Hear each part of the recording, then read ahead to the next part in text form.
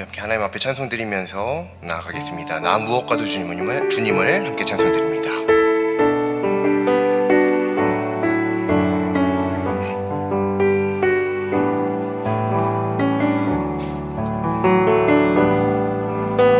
나 무엇과도 주님을 바꾸지 않으리.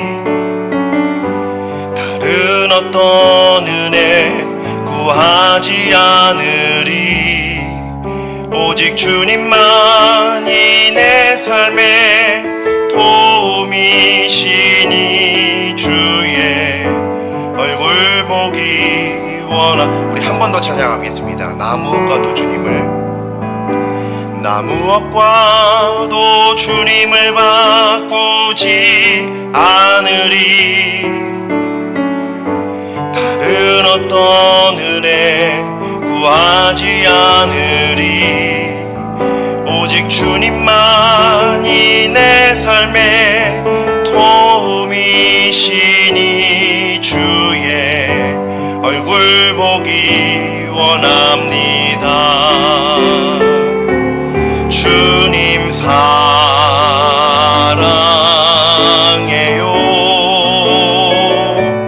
온 맘과 정성 다해 하나님의 신실한 친구 되기 원합니. 주님 사랑해요. 온 맘과 정성 다해 주님 사랑해요.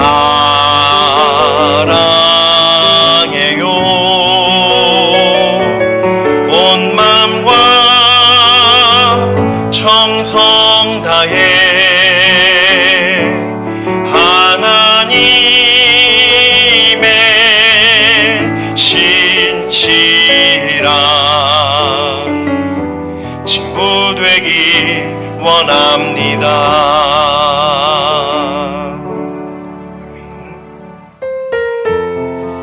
우리 힘차게 하나님 앞에 찬양 드리겠습니다.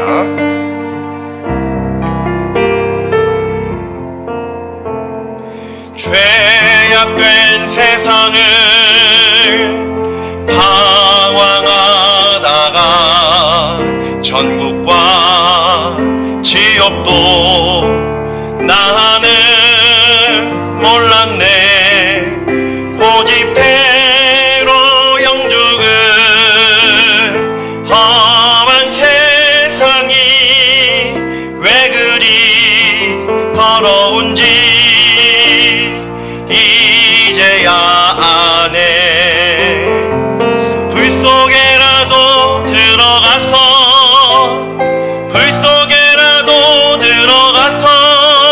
세상에 널리 전하리. 주의 사랑을 탕자를 살려준 주님 말씀에 죄인의 두 다리 묻어 두었네. 아들이여 일어나 내 손을 잡고 남은 모든 영혼 바치라 하네. 불 속에라도 들어가서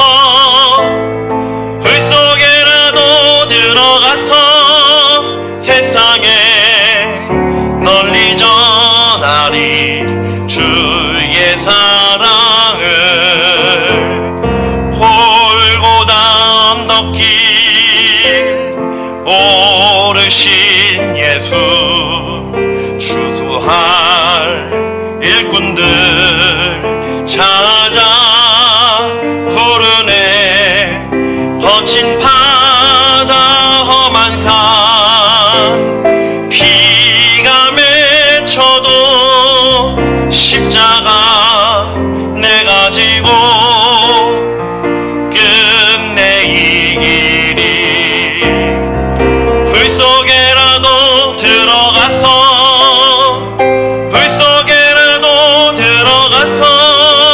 세상에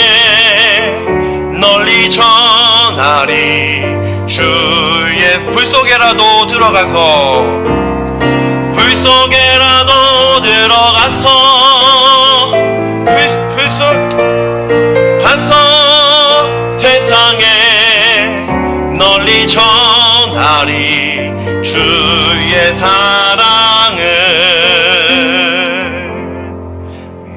우리 사도신경으로 하나님 앞에 신앙 고백 드리겠습니다.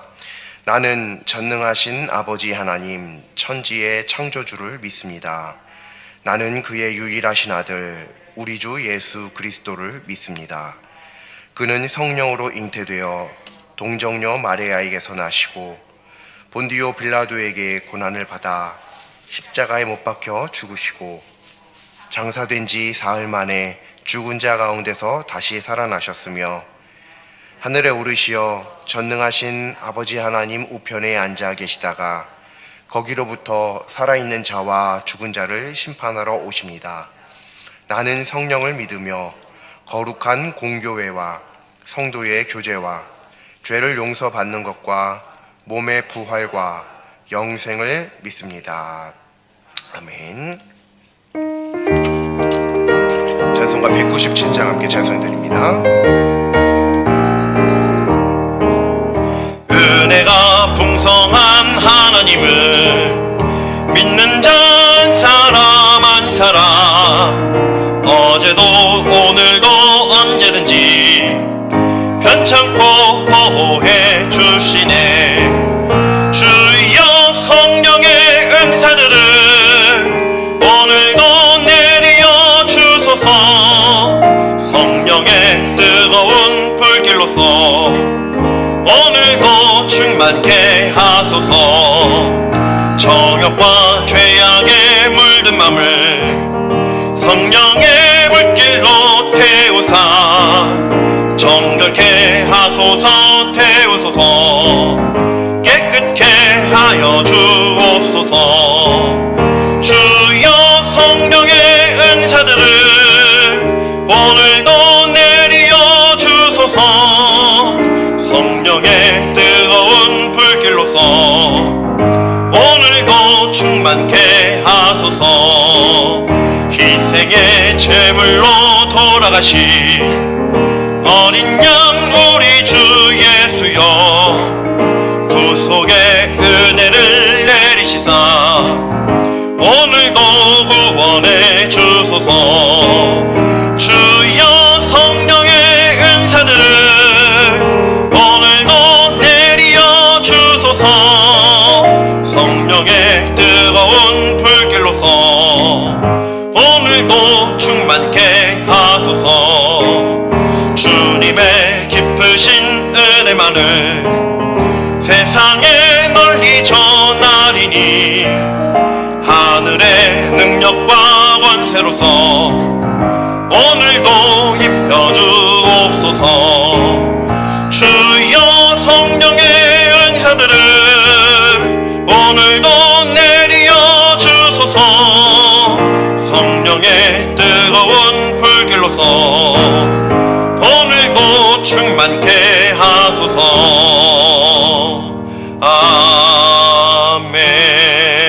아멘. 기도드리겠습니다. 거룩하신 하나님, 오늘도 저희들을 이처럼 사랑하시사 하나님의 전 앞에 모여 하나님의 전에 모여 이렇게 예배드리게 하여 주옵시니 참으로 감사합니다. 저희들이 하나님 앞에 드릴 수 있는 것들 중 가장 최상의 것은 예배인 줄로 믿사오니 이 예배를 하나님께서 기뻐 받아 주옵시고 저희들이 이 시간에 교회에 와서 앉아 있는 것으로 예배가 아니요 저희들의 삶을 전적으로 하나님 앞에 드리는 삶의 예배를 드리게 하여 주옵소서. 하나님, 저희들의 연약한 모습 하나님께서도 잘 알고 계시는 줄로 믿습니다. 저희들의 이 연약함을 불쌍히 여겨주시고 또한 긍휼히 여겨주셔서 오직 하나님의 능력이 저희들 가운데 임하게 하여 주시고 그 하나님의 능력이 오늘 이 하나님의 말씀을 통하여 저희들에게 다가올 수 있도록 인도하여 주옵소서. 저희들이 하나님의 말씀을 더욱더 가까이 하게 하여 주시고 그 말씀 안에 사로잡혀서 오직 하나님의 말씀 밖에 벗어나 살아가는 일 없도록 인도하여 주시옵소서. 모든 것은 하나님께서 저희들에게 베풀어 주신 은혜 가운데 가능한 줄로 믿사오니 저희들의 의가 하나도 없는 줄로 믿사오니 오직 하나님의 의로우심 앞에 그 의로우심을 의지하며 나아가는 저희들 되게 하여 주시옵소서. 하나님께서 저희들을 붙들어 주실 줄로 믿습니다. 저희들을 하나님 안으로 더욱더 인도하여 주실 줄로 믿습니다. 하나님께서 만나 주실 줄로 믿습니다. 하나님께서 교제하여 주실 줄로 믿습니다. 오늘 이 말씀을 통해 살아계신 하나님을 경험하고 체험하게 하여 주옵소서. 그 하나님이 지금도 살아계셔서 지금 이 예배 자리 가운데 좌정하시며 예배 받아주시는 줄로 믿사오니 하나님과 동행하는 이 시간 되게 하여 주시옵소서. 감사드리며 예수님의 이름으로 기도합니다. 아멘.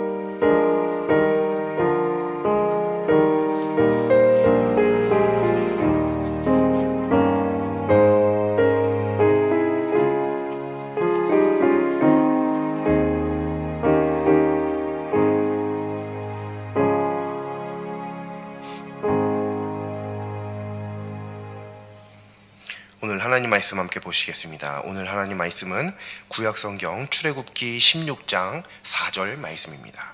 출애굽기 16장 4절 말씀입니다. 제 성경책으로 구약성경 106쪽에 있습니다. 출애굽기 16장 4절 말씀입니다. 구약성경 106쪽 출애굽기 16장 4절 말씀 합독하시겠습니다. 그때 여호와께서 모세에게 이르시되 보라 내가 너희를 위하여 하늘에서 양식을 비같이 내리리니 백성이 나가서 일용할 것을 날마다 거둘 것이라. 이같이 하여 그들이 내 율법을 준행하나 아니하나 내가 시험하리라. 아멘. 많은 사람들이 가지고 있는 공통점이 있습니다. 물론 여러 가지가 있겠지만 그 중 하나는 미래에 대한 두려움입니다. 사람인 이상 그 누구도 미래를 알 수 없습니다. 물론 어느 정도 예측을 할 수는 있겠으나 완벽하게 잘 알 수는 없지요. 이게 모든 사람들이 가지고 있는 연약함이고 또 한계입니다. 그래서 그 불분명한 미래에 대한 두려움을 대부분의 사람들은 가지고 있습니다. 아마 모든 사람이라고도 이야기할 수 있을 것 같습니다. 그런데 그리스도인은 이러한 미래에 대한 무지 속에서도 한 가지 희망이 있죠. 그것은 무엇이냐? 바로 기도입니다. 비록 우리가 다른 사람들과 똑같이, 심지어 하나님을 알지 못하는, 하나님을 믿지 않는 다른 사람들과 똑같이 우리는 미래를 조금도 알 수 없고 그런 동일한 연약함을 가지고 있습니다. 하지만 그럼에도 불구하고 우리는 한 가지 희망이 있으니 우리가 믿는 하나님 앞에 기도드릴 수 있다는 것이죠. 단순히 우리가 바라는 것, 우리들의 소원, 어떤 기도만을 하나님 앞에 드릴 수 있다라고 하는 차원이 아닙니다. 왜냐하면 우리가 믿는 기도의 능력은 고작 그 정도가 아니기 때문입니다. 모든 능력은 기도로부터 나옴을 우리는 믿고 있기 때문에 기도의 능력이란 사람이 가지고 있는 미래에 대한 두려움을 상충시키고도 남을 만한 그런 큰 감사와 기쁨의 조건이 될 수밖에 없습니다. 하나님께서 모든 삶을 전적으로 맡기고 의탁할 때 하나님께서 선히 여기시는 길로 인도하실 것, 우리는 그것을 믿는 사람들입니다. 정말입니다. 하나님께서 가장 좋은 길로 인생을 인도하여 주실 것을 믿으시길 바랍니다. 그런데 여기에 한 가지 문제점이 있습니다. 하나님께 인생을 맡긴다는 것이 무엇을 의미하느냐는 것입니다. 왜냐하면 많은 그리스도인은 자신의 삶을 하나님께 맡긴다고 하면서 이제 나는 죽고 예수로 사는 삶, 예수님으로 사는 삶을 산다라고 하면서 정작 그 기도 제목들을 들여다보면 거의 절대 다수가 세속적인 것들, 세상에 속한 것들이 많기 때문에 그렇습니다. 그럼 그렇다고 해서 인생의 어떤 세부적인 것들을 하나님 앞에 기도드릴 필요가 없을까요? 또 그것은 그럴 수도 없습니다. 왜냐하면 우리들은 어디까지나 연약하기 때문에 그렇죠. 그러면 도대체 우리가 하나님 앞에 전적으로 인생을 다 내어 맡긴 그런 기도를 드린다, 우리들의 삶을 하나님 앞에 맡긴다 라고 하는 것은 무엇을 의미하는 것일까? 우리가 궁금할 수밖에 없는 것이죠. 그래서 오늘 말씀의 제목이 삶을 맡기는 기도입니다. 오늘 이 말씀을 통해서 하나님을 전적으로 의지하는 삶이 어떤 삶인지 깨닫고, 그런 기도가 어떤 기도인지 깨닫고 순종하며 살아가는 큰 복이 모두에게 있기를 간절히 소망합니다. 이스라엘은 애굽을 떠나 가나안으로 가고 있습니다. 그런데 하루나 이틀 만에 가는 길도 아니고요, 한 명이나 두 명이 떠나는 여행길도 아닙니다.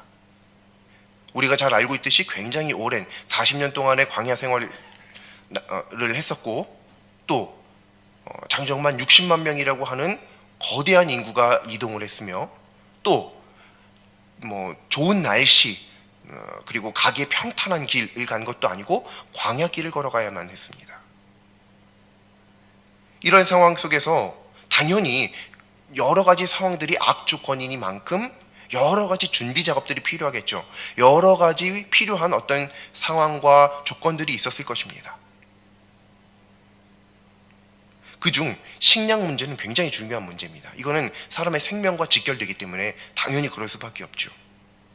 40년 동안 먹을 수 있는, 그것도 60만 명이 먹을 수 있는 장정으로 40년 동안 60만 명이 광야에서, 그것도 척박한 광야에서 먹을 수 있는 식량을 준비하는 것, 이건 굉장히 중요한 일입니다.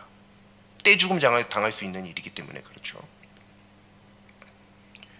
그런데 이 문제가 제대로 충족되지 않습니다. 그래서 이스라엘 백성들이 하나님을 향해서, 모세와 아론을 향해서 원망하기 시작합니다. 그리고 그 원망을 듣자 하나님께서 모세에게 말씀하시죠. 하나님께서 이스라엘을 위해 하늘에서 양식을 내리시는데 비같이 내리신다고요. 비같이 내리실 것이라고 말씀하십니다. 이게 오늘 말씀입니다. 오늘 우리가 읽은 말씀이죠. 여기까지만 보면 평범한 말씀이기 때문에 그냥 넘어갈 수 있습니다. 바로 이 장면 뒤에 우리가 잘 알고 있는 만나의 기적이 일어나는 거죠. 하나님께서 만나를 내려주시는 것, 우리 먹어본 적도 없고 한번 먹어보고 싶다 생각해 본 적 분명히 아마 있으실 거예요. 도대체 얼마나 맛있는 건가? 그런데 그 만나를 하나님께서 이제 이 말씀 이후에 이스라엘 백성들 전체가 다 먹을 수 있을 만큼, 그리고 가나안 땅에 들어갈 때까지 끊이지 않고 매일매일 주십니다. 자, 이런 기적이 일어나는데, 이렇게 우리는 만나의 기적을 생각하고 그냥 이 말씀을 넘어가기가 쉽습니다. 근데 여기까지만 하나님의 말씀이 아니라 우리가 간과해서는 안 되는 말씀이 있습니다. 하나님께서 말씀하시기를 이스라엘을 시험하신다고 말씀하신 게 있습니다. 우리가 읽은 말씀을 보면 하나님께서 양식을 비같이 내리시는데, 그 이후에 마지막 부분에 뭐라고 말씀하시냐면, 그 비같이 내리는 그것을 통해서 무엇을 하신다라고 말씀하시냐면 이스라엘을 시험하시겠다라고 분명하게 하나님께서 이미 말씀을 하셨습니다. 미리 선전포고 예고를 하신 거예요. 이 만나를 통해 시험이 이스라엘에게 주어질 것입니다. 우리는 이 말씀만 봐도 이 이후에 하나님께서 무언가를 확인하시겠구나 라는 것을 분명하게 알 수 있죠. 이게 우리가 간과해서는 안 되는 말씀입니다. 만나를 주신 것, 메추라기를 주신 것, 그것만 기억하고 끝나버리면 안 됩니다. 이게 굉장히 중요한 말씀입니다. 그리스도인은 하나님을 믿되 하나님을 참 좋으신 하나님으로 믿습니다. 참 좋으신 하나님. 심지어 찬양에도 이렇게 있죠.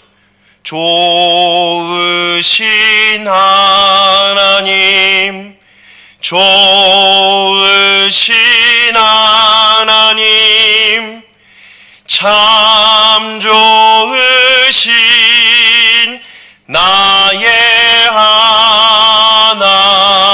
하나님. 참 좋으신 하나님. 우리 이렇게 찬양합니다. 우리의 믿음이 참 좋으신 하나님이라고 믿는 거죠. 그런데 이 참 좋으신 하나님께서 사랑하는 하나님의 자녀들을 시험하신다 라고 하는 것이 어떻게 받아들여지실까요? 때때로는요, 수많은 사람들이 이것 때문에 하나님이 진정 하나님이 아닐 수 있다라는 논리를 펼치곤 합니다. 어떻게 사랑의 하나님이라고 한다면 그 자녀를 예수님을 대신해서 죽게 만드실 만큼 사랑하시는 그런 하나님이시라면 어떻게 하나님의 자녀들을 그렇게 쉽게 자꾸 여러 번 반복해서 시험하실 수 있겠느냐? 왜냐하면 그 시험에 자꾸 넘어지기 때문이죠. 사람들은 그 시험에 걸려 넘어지기 때문이죠. 하나님 앞에 범죄하기 때문이죠. 그래서 하나님 앞에 심판받기 때문이죠.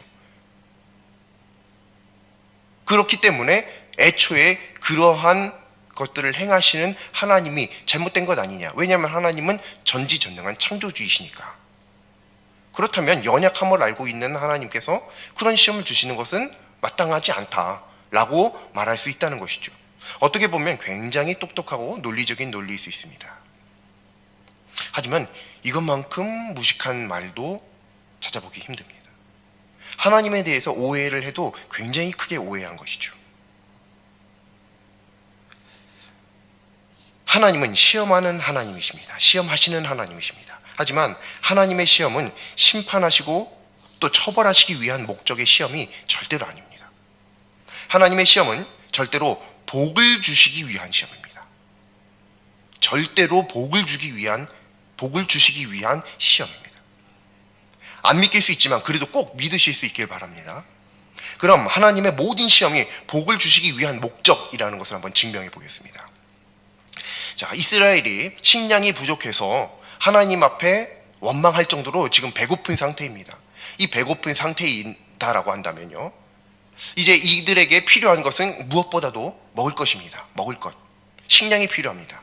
근데 잘 한번 생각을 해보죠. 하나님께서 이스라엘 백성들을 애굽에서 이끌어내셨습니다. 근데 그 이전으로 돌아가 보면 우리가 성경 어디를 뒤져봐도요, 이 이스라엘을 하나님께서 가나안 땅으로 인도하시는 데 있어서 그 누구도 하나님께 하나님 저와 저의 민족을 가나안 땅으로 인도해 주세요라고 기도한 적이, 간구한 적이 한 번도, 한 명도 없다는 것입니다. 무슨 말인고 하니 하나님께서 이스라엘 백성들을 가나안으로 인도하시는 것은 전적으로 하나님의 주권 하에 일어난 일이라는 거예요. 하나님 마음대로 일어난 거예요. 하나님의 독단으로 일어난 것입니다. 자, 그렇다면 하나님께서 하나님의 선택된 민족 이스라엘을 선택하시고 그들을 자신들이 원하지도 않았는데 가나안 땅으로 인도해 주시겠다라고 약속하시고 실제로 애굽에서 이끌어내셨어요. 그리고 그들 앞에서 구름 기둥과 불 기둥을 보여주시고 그들로 하여금 그것을 따라가고 인도함 받게 해주시고 홍해를 건너게 하시고 수많은 10가지 재앙들을 보게 하시고 엄청난 기적들을 많이 보여주시고 또 행해 주셨습니다. 그렇다면 지금 이스라엘 백성들이 배가 고프다, 이때 걱정할 것이 있을까요, 없을까요? 지금 본인들이 원해서 나온 것도 아닙니다. 하나님께서 독단으로 나오게끔 하셨습니다. 그리고 그렇게까지 지금까지 인도하셨습니다. 그러면 앞으로의 길도 하나님께서 무엇이 필요한지 최고 적절한 시기에 가장 좋은 것으로 허락해 주실 것임을 당연히 우리는 미래를 알 수 없지만 예측할 수 있지 않을까 하는 거죠. 이거는 굉장히 상식적인 생각입니다. 근데 이스라엘 백성들은 배가 고픈 그것을 참지 못한 것이죠. 그 상태에 거기서 기다리고 더욱더 하나님을 의지하고 하나님을 신뢰하였더라면 내가 이 정도 배가 고픈 것, 하나님은 더 잘 알고 계시다 라고 하는 것을 신뢰하였다면 당연히 참고 기다릴 수 있겠죠. 하나님께서 가장 좋은 것을 가장 좋은 때에 주실 수 있으니까 말이죠. 근데 이들이 선택한 것은 기다림이 아니라 원망이었습니다. 그래서 하나님께서는 이들에게 너희들이 이야기하는 것처럼 그래, 하늘에서 비같이 양식이 내가 떨어지게끔 해주겠다 라고 말씀을 하시는 겁니다. 그리고 한 번뿐인가요? 이 다음에는 고기가 먹고 싶다고요. 고기가 먹고 싶다고 이야기를 합니다. 자, 이스라엘 백성들이 하나님을 진짜로 온전하게 믿었다라고 한다면 지금 이 순간에 하나님을 원망할 겨를이 없습니다. 왜냐하면 하나님께서 수도 없이 수많은 기적들을 보여주셨기 때문에 그렇습니다. 그런데 그렇지 않죠. 하나님을 금세 원망하고 맙니다. 이 가나안으로 향하는 도중에 필요한 것은 하나님께서 다 채워주실 거예요. 다 채워주실 거예요. 그걸 못 믿는 거죠. 그걸 신뢰할 수 없는 거죠. 왜냐하면 이것들은 다 미래에 일어날 일들이니까요. 여태까지 해주신 것은 일어난 일이니까 믿고 생각하고 보고 할 수 있으나 미래에 일어날 일들은 아직 일어나지 않은 일들이니 믿을 수가 없는 것이죠. 그래서 결국은 하나님에 대하여 원망하기 시작하고, 근데 신기한 것은 그럼에도 불구하고 하나님 앞에서 만나를 얻었고 메추라기를 얻었다는 것입니다. 그리고 나서 이후의 말씀이 내가 하늘에서 비같이 양식을 줄 텐데 이거 너희들 먹어. 그리고 중요한 게 있어. 너희들 내가 이것으로 인해서 너희들을 한번 시험할 거야. 자, 여기까지 이 말씀을 보면서 우리는 이것이 이스라엘의 이 만나와 메추라기에 관련된 이 사건과 관련된 첫 번째 시험이라고 생각할 수 있습니다. 하지만 그렇지 않습니다. 이미 첫 번째 시험은 있었습니다. 뭔지 아시나요? 이미 첫 번째 시험은 배고픔이었어요. 이미 하나님께서 인도하셨음에도 불구하고 배고픈 상황을 연출하시는 거죠. 일부러요. 그리고 이들이 얼마나 하나님을 의지하고 신뢰하는 것을 보신 것입니다. 근데 보기 좋게 떨어졌죠. 그 시험에서. 아주 제대로 떨어졌습니다. 근데 신기한 것은 무엇이냐면, 그렇다고 한다면 시험에 떨어졌으니 처벌받아야, 심판받아야 마땅할 텐데요. 단 한 명도 그렇지 않아요. 그리고 오히려 심판을 안 받은 것도 신기한데 오히려 그들이 원했던 양식도 내려주십니다. 이것도 신기한데 그 다음에 또 시험을 하시겠다고 이번엔 예고까지 하십니다. 이게 뭐냐? 제 시험이죠. 제 시험. 처음 시험엔 떨어졌잖아요. 배고픔 가운데서도 하나님을 신실하게 믿는 것, 이 시험엔 떨어졌거든요. 그런데 하나님 심판하지도 않으셨어요. 근데 게다가 그들이 기도하는 것을 들어주셨네요. 이것까지만 해도 감지덕지, 얼마나 감사한 일인지 모르는데 다시 한번 시험해 하시겠다라고 예고해 주시기도 합니다. 다시 한번 시험에 통과할 수 있는 기회를 또 주시는 것이죠. 자, 하나님의 시험이 사람으로 하여금 넘어지게 하고 처벌받게 하고 하나님의 심판을 받게 하려는 목적이라고 이야기할 수 있을까요? 성경 그 어느 것을 보더라도 하나님의 시험은 하나님의 복을 주시고자 하는 기회임이 명확하게 드러나 있습니다. 근데 우리는 시험이 어렵고 힘들다 하여, 또 내가 그것에 걸려 넘어졌고 하나님 앞에 범죄하였다 하여 하나님께서 나를 힘들게 하신다라고, 나로 하여금 고통스럽게 할 수 있는, 또 나로 하여금 시험에 넘어갈 수 있게 하는 그런 조건을, 빌미를 제공하셨다고 이야기하곤 합니다. 매우 잘못된 것이죠. 절대로 그렇지 않습니다. 하나님께서 정말 그러하시다라고 한다면 이런 시험의 기회도 주실 이유가 없죠.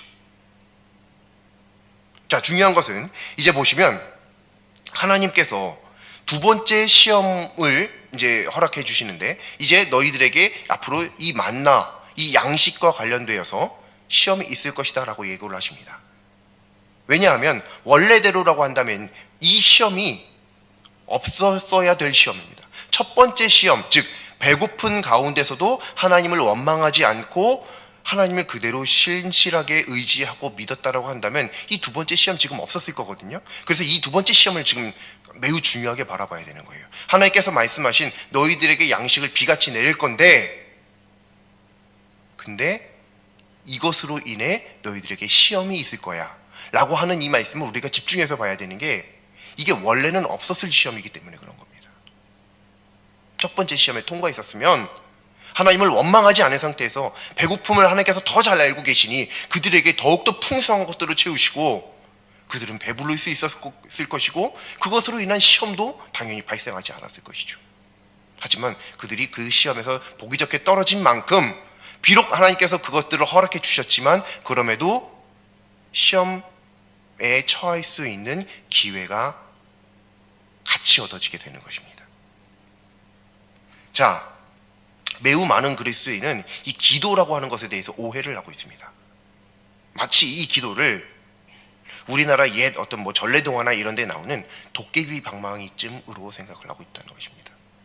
그냥 뚝딱 하면 나오는 것으로 생각하고 있다는 것입니다. 그런데 기도는 그렇지 않습니다. 왜냐하면 기도는 무엇이냐면 나의 뜻을 하나님 앞에 관철시키는 것이 아니라 하나님의 뜻에 내 뜻을 맞추어 드리는 것이기 때문에 그렇습니다. 기도의 본질은 하나님의 뜻에 나를 맞추어 드리는 것이에요. 하나님의 뜻에 나의 뜻을 맞추어 드리는 것입니다. 그게 기도의 본질입니다. 이 기도의 본질을 잊은 채 우리는 도깨비 방망이처럼 뚝딱 하면 뭔가 계속 나와야 되는 것처럼, 그리고 안 나오면 하나님이 아닌 것처럼 하나님이 왜 그러시냐라고 이야기하는 것이 우리들의 모습이죠. 왜요? 하나님의 앞에 우리가 기도드린 그것을 도깨비 방망이쯤으로 생각하고 있기 때문에 그렇습니다. 네, 그렇지 않아요. 기도의 본질은 내 뜻대로 되어지는 것이 아닙니다. 오직 하나님의 뜻, 내 뜻은 죽고 나는 죽고 오직 예수님으로 사는 삶, 오직 하나님의 뜻만이 이루어지는 삶, 그것을 위한 것이 바로 기도라고 하는 것입니다. 믿으시길 바랍니다. 그리고 그렇게 기도하실 수 있길 바랍니다.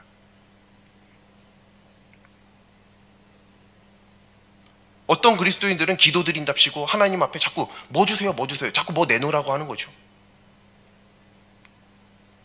그리고 어떤 사람들은 심지어 아주 작은 것부터 며칠 날에는 뭐가 필요하고 몇 시까지 뭐가 꼭 있어야 됩니다.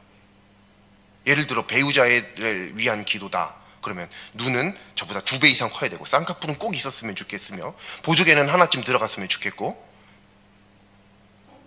치열은 골라야 되고. 자, 이런 기도가 그럼 나쁜 기도일까요? 나쁜 기도는 아닙니다. 그러한 기도들도 우리들에게 필요하다라고 한다면 하나님 앞에 얼마든지 기도드릴 수 있는 것이며, 하나님이 아버지 되신 분이시기 때문에 우리가 사실 못할 말이 없습니다. 때때로는요, 내가 싫은 사람이 있으면 하나님, 저는 저 사람 정말 때려 죽일 만큼 싫습니다 라고 솔직하게 말할 수 있는 것도 우리의 하나님 앞에 1대1로서의 기도로서는 충분히 드릴 수 있는 기도입니다. 당연히 다 같이 있는 데서는 절대 하면 안 됩니다. 그건 아니죠. 기도가 폭력의 무기가 돼서는 안 됩니다.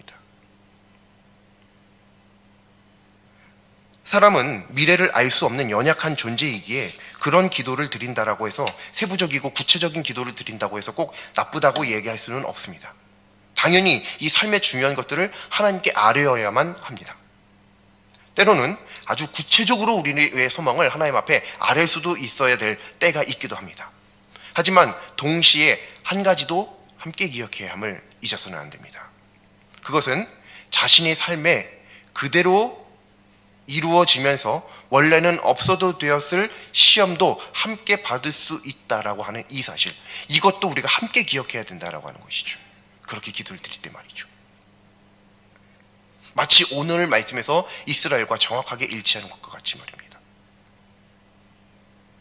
뭐 주세요, 뭐 주세요, 뭐 주세요. 하나님 주셨잖아요. 근데 그 너희들이 달라고 했던 그것으로 인하여 시험이 있을 수 있다라고 하는 것이죠. 원래는 없었을 시험이에요. 그냥 하나님을 처음부터 온전히 믿고 신뢰했으면 그런 시험 없어도 되는 시험이었습니다.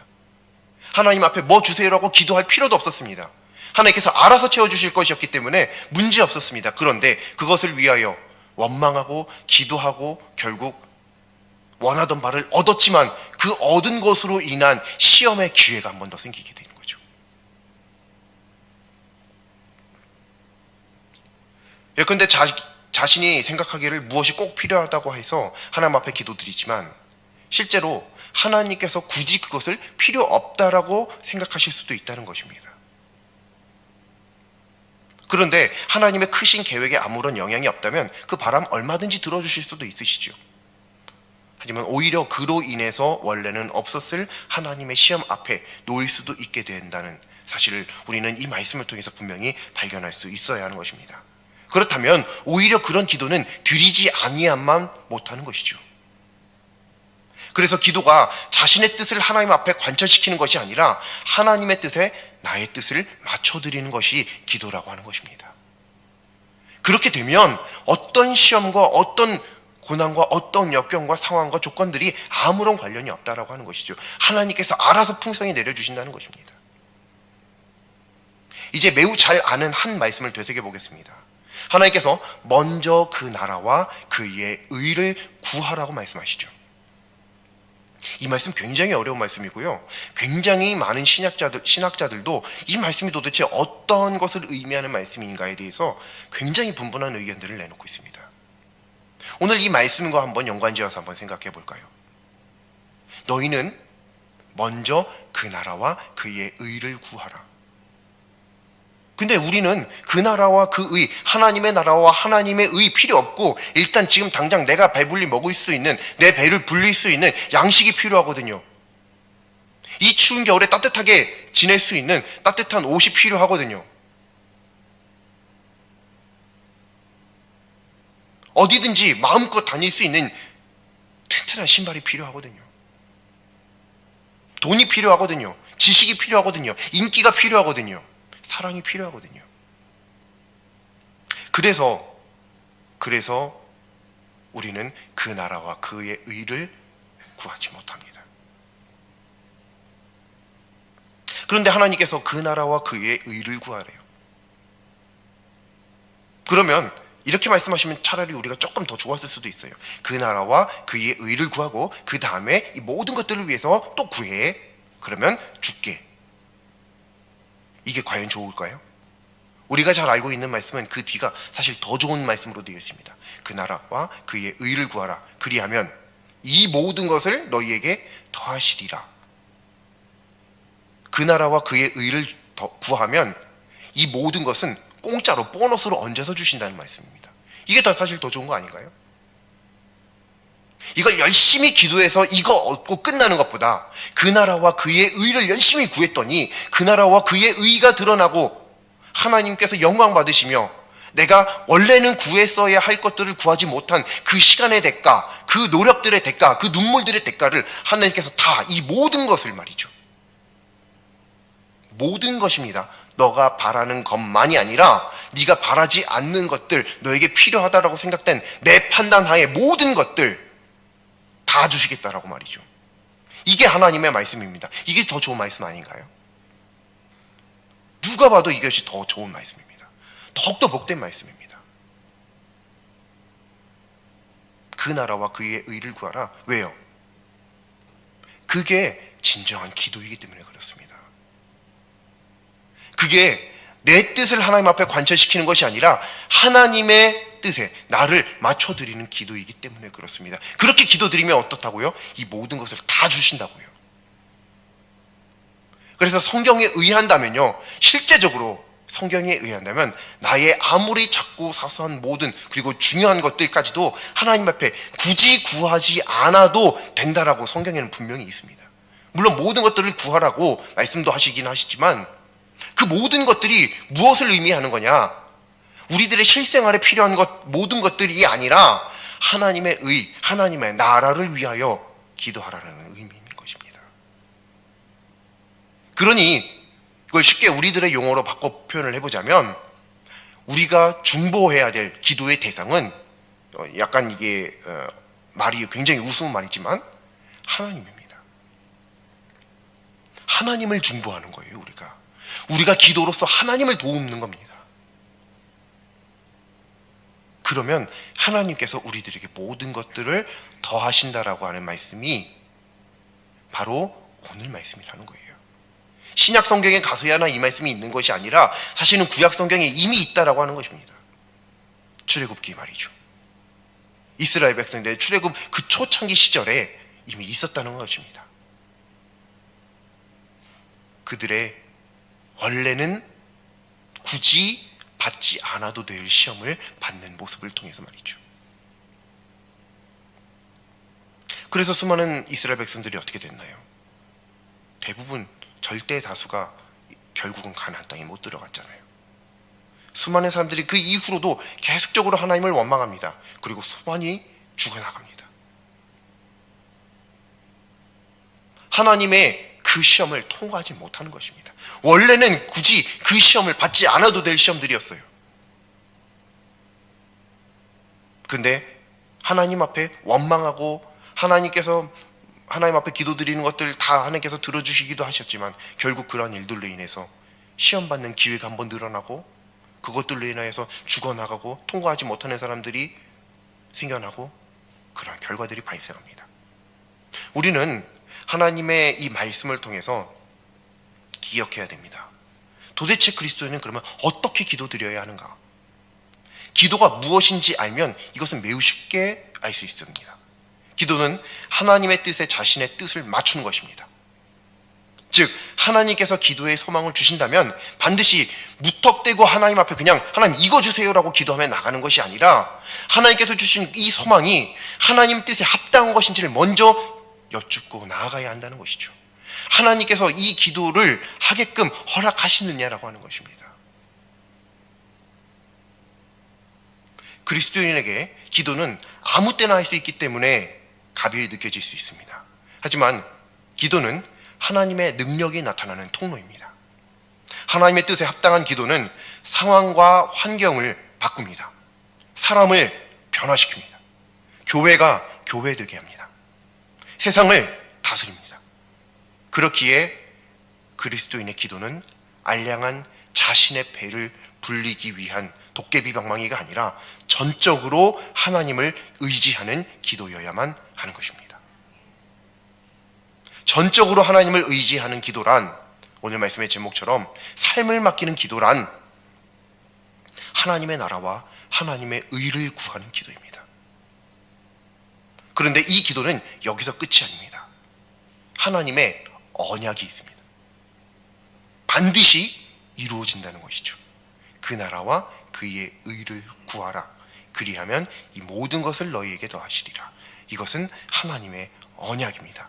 하나님의 나라와 하나님의 의를 구한다고 해서 내게 필요한 것들이 이루어지지 않을 것이다 라고 생각하는 그러한 우리들에게 슬며시 틈타 들어오는 불신앙을 우리들 이겨내야 됩니다. 분명히 하나님께서는 언약하셨습니다. 약속하셨습니다. 그렇게 하면 이 모든 것을 다 주시겠다고 말이죠. 이 복을 모두가 풍성히 누릴 수 있기를 간절히 소망합니다. 기도드리겠습니다. 저희의 모든 것 되시는 하나님, 하나님께서 모든 필요한 것을 저희보다 더욱 잘 아심을 믿습니다. 하오니 하나님을 향한 기도가 마치 도깨비 방망이와 같지 않고 전적으로 하나님께 삶을 맡기는 기도 되게 하여 주시옵소서.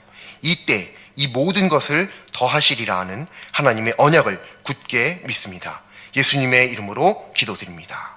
아멘. 성자의 귀함과 함께 찬송드립니다.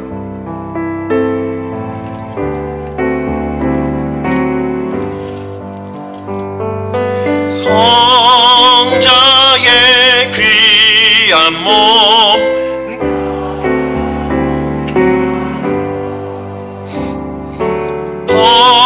버리신 그 사랑 고마워라.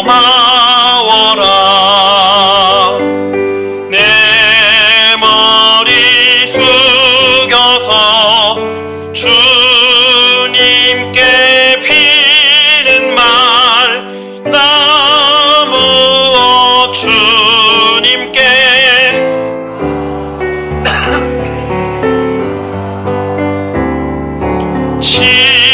지금도 날 위해 간구하심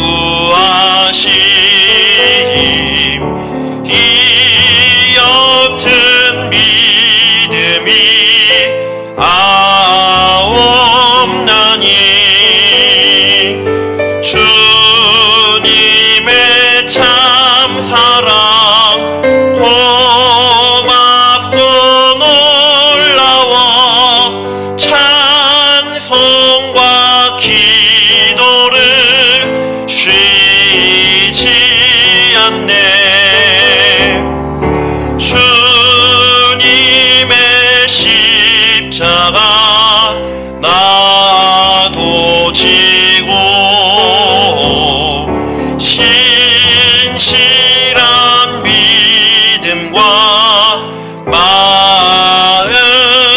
마음으로 형제의 사랑과 친절한 위로를 뛰게나 베풀게 하옵소서. 만 가지 은혜를 받았으니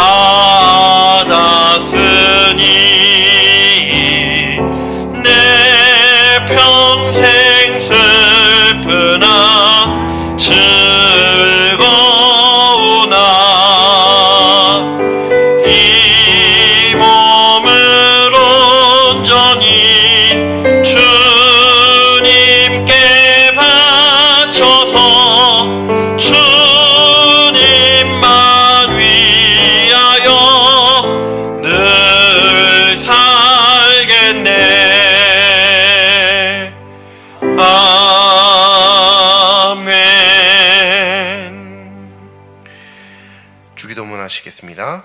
하늘에 계신 우리 아버지, 아버지의 이름을 거룩하게 하시며 아버지의 나라가 오게 하시며 아버지의 뜻이 하늘에서와 같이 땅에서도 이루어지게 하소서. 오늘 우리에게 일용할 양식을 주시고 우리가 우리에게 잘못한 사람을 용서하여 준 것 같이 우리 죄를 용서하여 주시고 우리를 시험에 빠지지 않게 하시고 악에서 구하소서. 나라와 권능과 영광이 영원히 아버지의 것입니다.